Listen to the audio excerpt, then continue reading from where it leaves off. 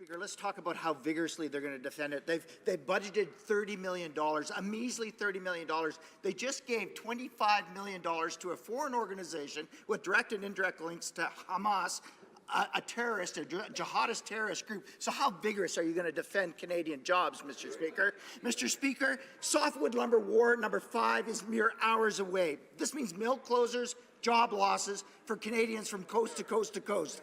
This minister has mismanaged his file from day one.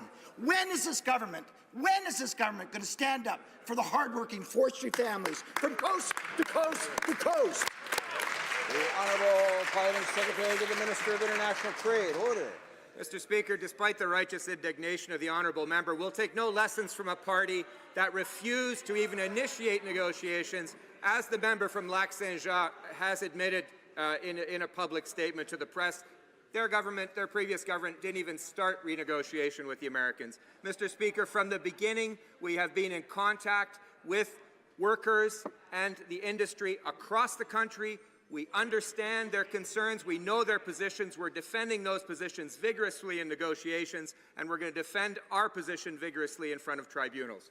Member for Caribou Prince George. Mr. Speaker, our government put to an end the most costly and longest trade war with the U.S. in 2006. Not only did we do that, Mr. Speaker, but we also renegotiated an extension and a grace period that this government hasn't been able to do with their BFF. Mr. Speaker, there are going to be job closures, mill closures, and it's going to impact small communities from coast to coast to coast to coast, Mr. Speaker.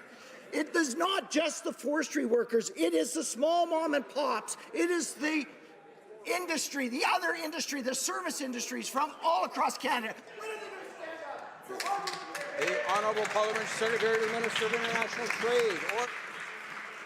Mr. Speaker, we've been standing up for Canadians from coast to coast to coast on this file since the get-go, which is more than we can say about the previous government.